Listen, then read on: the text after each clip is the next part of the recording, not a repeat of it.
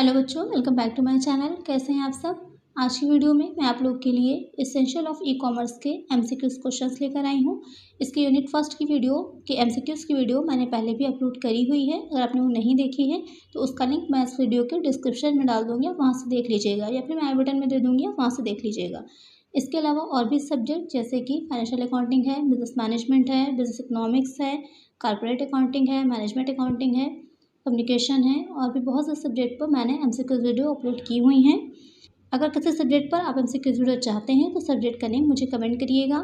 Channel पर नए हो तो जल्दी से सब्सक्राइब कर लीजिए, नोटिफिकेशन बेल को जरूर ऑन करिएगा, और वीडियो अच्छी लगे तो लाइक करिएगा।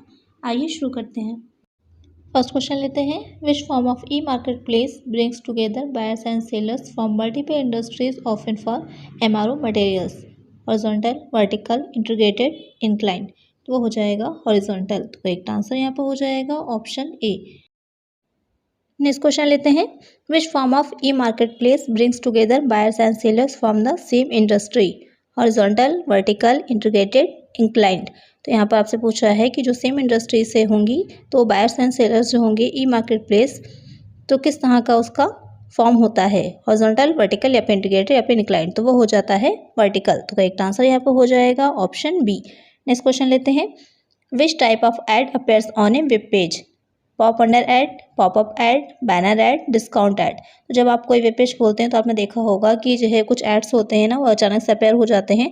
तो वो कौन से होते हैं, तो वो कहलाते हैं बैनर एड। तो करेक्ट आंसर यहाँ पर हो जाएगा ऑप्शन सी। नेक्स्ट क्वेश्चन लेते हैं।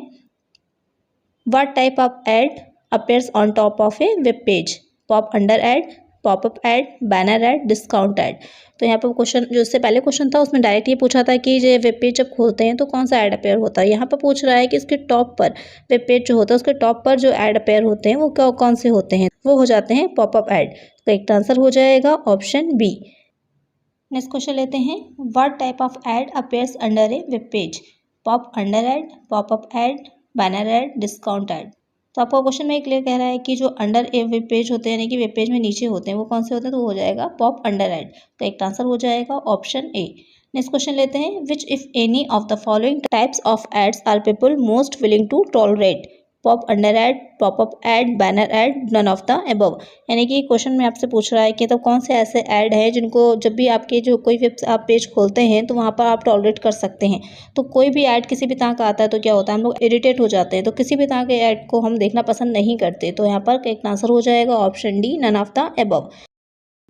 नेक्स्ट क्वेश्चन लेते हैं। Which of the following is an internet based company that makes it easy for one person to pay another over the internet, electronic check, electronic bill presentment and payment, conversion rate, financial, cybermediary. तो यहाँ पर आपसे पूछ रहा है कि हम internet के माध्यम से जब एक पर्सन दूसरे पर्सन को क्या कर रहा है, पेमेंट कर रहा है, तो जो कंपनीज को पॉसिबल करती हैं, यानी कि ईजी कर देती हैं एक पर्सन से दूसरे पर्सन को पेमेंट करना इंटरनेट के थ्रू, तो वो क्या कहलाता है, वो हो जाती है फाइनेंशियल, साइबर मीडियरी। तो करेक्ट आंसर यहाँ पर हो जाएगा ऑप्शन डी। नेक्स्ट क्वेश्चन लेते हैं। Which of the following is a method of transferring money from one person account to another, electronic cheque, credit card, e transfer, none of the above. तो यहाँ पर आपसे पूछ रहा है कि जब इलेक्ट्रॉनिक मेथड से हम एक से व्यक्ति से दूसरे व्यक्ति के अकाउंट में क्या करते हैं, मनी को ट्रांसफर करते हैं, तो वो क्या हो जाता है, वो हो जाता है इलेक्ट्रॉनिक चेक। तो करेक्ट आंसर यहाँ पर हो जाएगा ऑप्शन ए। नेक्स्ट क्वेश्चन लेते हैं।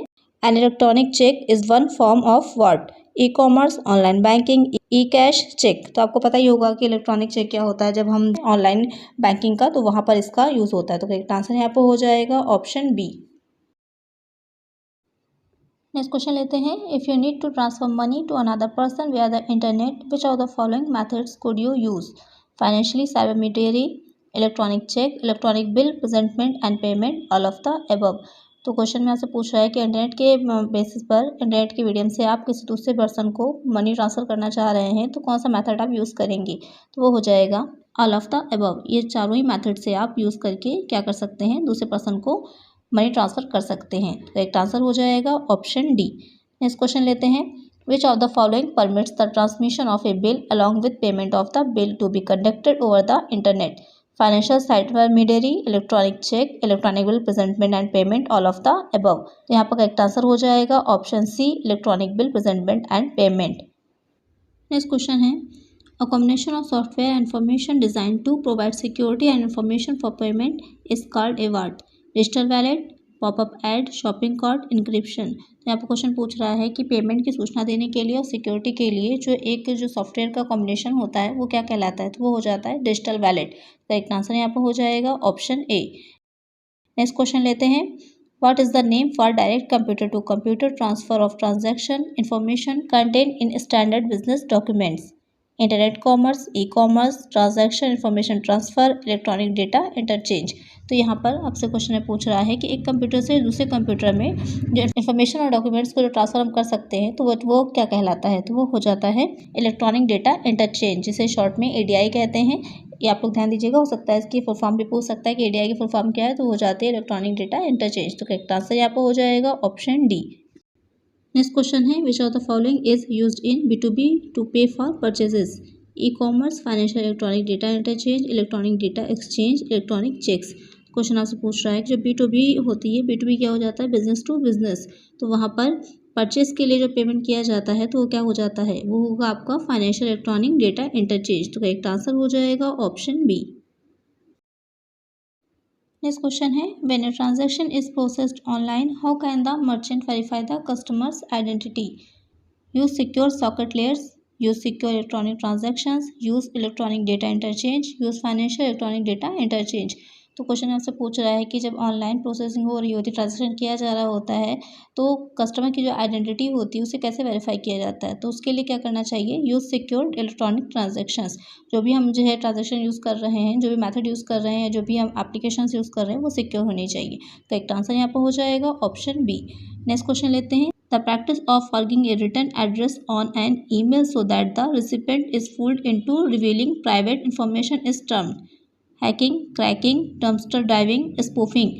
तो वो हो जाता है स्पूफिंग। तो यहाँ पर आप क्वेश्चन में आपसे पूछ रहा है कि अक्सर आपने देखा होगा कि आपके पास से कोई कॉल आती है, कहते हैं कि हम बैंक से बोल रहे हैं और आपके पास में डिटेल्स मांगते हैं, लेकिन एक्चुअली आपके बैंक से कॉल नहीं आई होती है। वही चीज़ यहाँ पर क्वेश्चन में होगी है कि आपका जो नकली आइडेंटिटी है बता करके या किसी और का आइडेंटिटी बता करके आपको मेल आ रहा है, जिससे कि जो भी रिसिपेंट है उसको फूल किया जा सके, बेवकूफ़ बनाया जा सके। तो यहाँ पर जो करेक्ट आंसर होगा वो हो जाता है स्पूफिंग। नेक्स्ट क्वेश्चन लेते हैं। What is a model of a propose product service or system? Prototyping, prototype, proof of concept, prototype, selling, prototype. तो यहाँ पर क्वेश्चन में पूछ रहा है कि जब कोई प्रोडक्ट हम बनाते हैं या कोई सर्विस है तो उसका पहले जो एक मॉडल तैयार करते हैं तो वो क्या कहलाता है, तो वो हो जाता है प्रोटोटाइप। तो करेक्ट आंसर यहाँ पर हो जाएगा ऑप्शन बी। नेक्स्ट क्वेश्चन है, what is an internal organisational internet that is guarded against outside access by a special security features called a firewall which can be software, hardware or a combination of the two? Client server network, intranet, extranet या फिर thin client.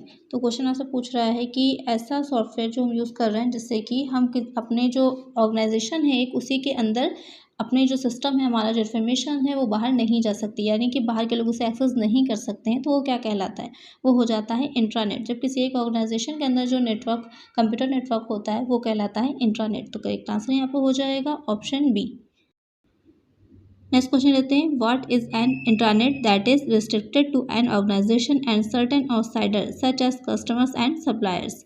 Client server network, intranet, extranet या फिर thin client. Question में आपसे पूछ रहा है कि वो इंटरनेट किस तरह का होगा जो कि कुछ आपके एक ऑर्गेनाइजेशन में और उसके ऑर्गेनाइजेशन के बाहर कुछ सर्टेन आउटसाइडर्स जैसे कि कस्टमर्स हैं या फिर जो उसके सप्लायर्स हैं उस तक ही क्या होगा, लिमिटेड होगा। तो वो हो जाता है एक्सट्रानेट। आपने इंटरनेट के बारे में सुना है, इंट्रानेट के बारे में सुना है, एक्सट्रानेट। एक्सट्रानेट क्या होता है, वो इंटरनेट का ही एक हिस्सा होता है, उसी का ही एक पार्ट होता है जिसके में वो क्या होता है कि जो बाहर के लोग हैं, कुछ जो ऑर्गेनाइजेशन से रिलेटेड हैं, ऑर्गेनाइजेशन के साथ उनका काम हो रहा है, उन तक जो सूचनाओं को, डेटा को क्या करता है, साझा करता है।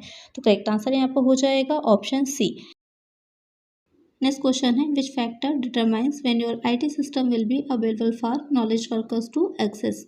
Availability, accessibility, reliability, none of the above. तो जो फैक्टर आपका डिटरमाइन करता है कि जो आईटी सिस्टम है आपका जो वर्कर्स की एक्सेस करने के लिए क्या है, अवेलेबल है, तो वो हो जाता है अवेलेबिलिटी।